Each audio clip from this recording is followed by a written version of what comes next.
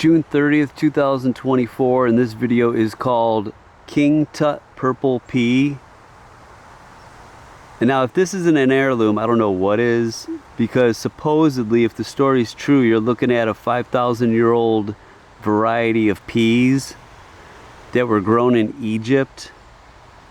And that's the flower bloom right there. Nothing spectacular, but it does have tons of flowers. You can see them all loaded inside that bud right there, that leaf. But actually what you're growing it for is that guy right over there. Now this is a very rare and amazing garden pea. It's one of the most historical peas known.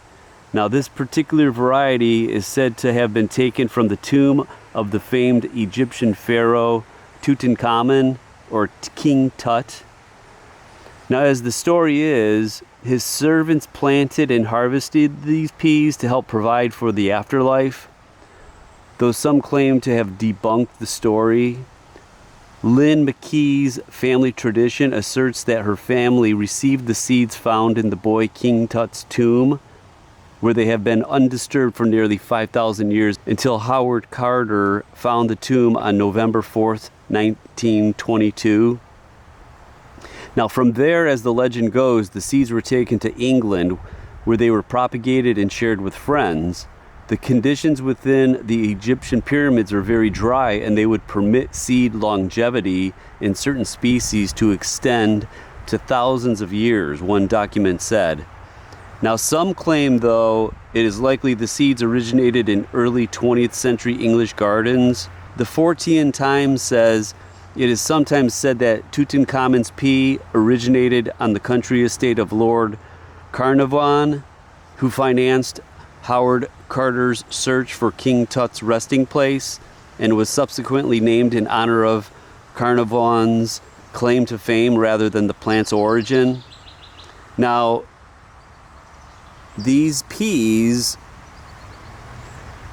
they have this stunning fuchsia purple flowers that give way to tasty fat purple pods on strong vigorous plants that love the cool weather. Now this variety has proven highly productive and makes delicious pea soup, or you could pick it young as a purple snow pea. You could try this living history in your garden. Now it's a wonderful source of healthy plant-based proteins. See, you could eat it at this stage, or waiting for the peas to get bigger and have the pea pods.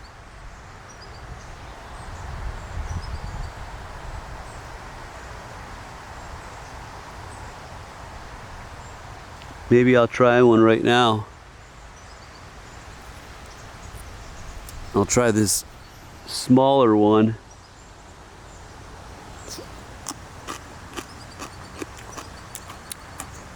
Now it's not sweet like a regular sweet pea, but what do you want? This is for kind of like the legend of the pea is why you're growing it. Now this heirloom variety has vines that could grow up to 6-7 feet tall. They're covered with stunning two-tone magenta lavender flowers.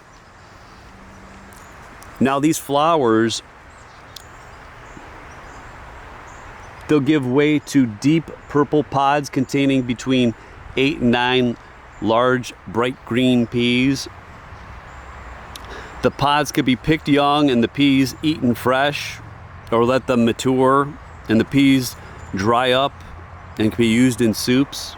Now King Tut is a pole pea, and it should be given support so it'll wrap its tendrils, which are these little guys.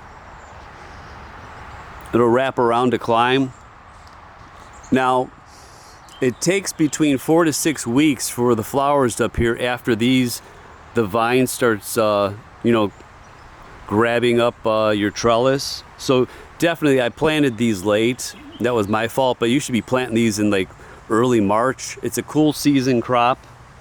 Now the ideal temperature is between 45 and 80 degrees.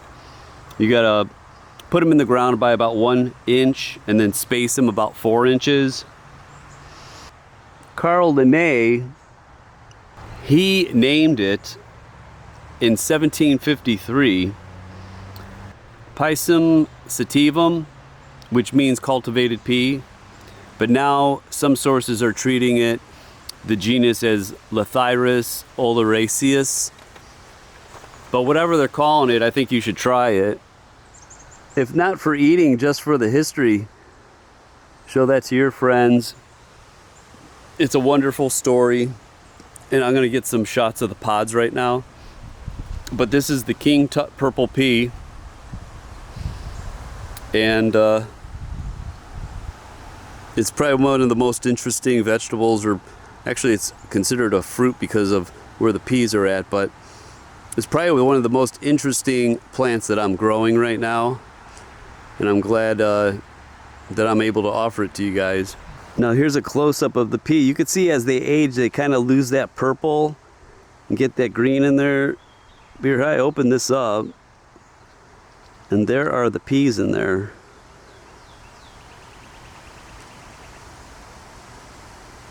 This one has 2, 4, 6 of them, but you get on the bigger pods between 8 and 9 of the peas.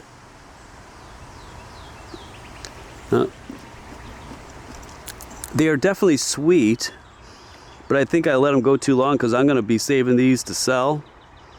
I'll let them dry up. But look at that. There's the peas in the pod. Purple pod. And that's the King Tut. This is so fascinating how plants act. Now here's the leaf, but look at it. Here's the tendril. See how they just grasp onto anything they can hold on to because it's a vine? But here, I'm going to show you the peas.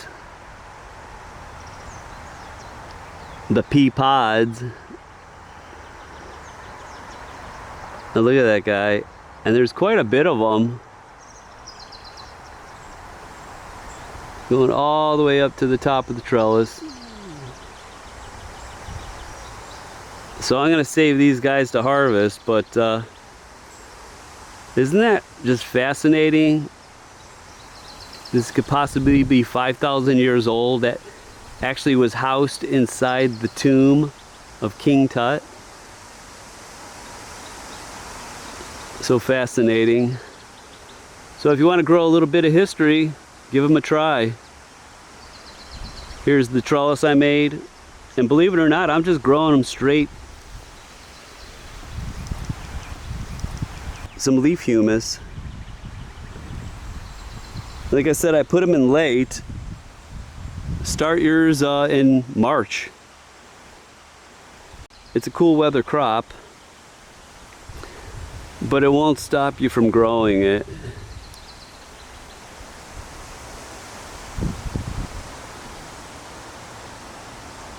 And look at that, it's got another, it's still blooming. And we've had some outrageous weather over here, 95 degrees for a week. And like I said, it's a cool weather crop, but started it late, but I guess it's better late than never. So why don't you try some of them and let me know what you think, how they taste, how they grow. And grow a little bit of history.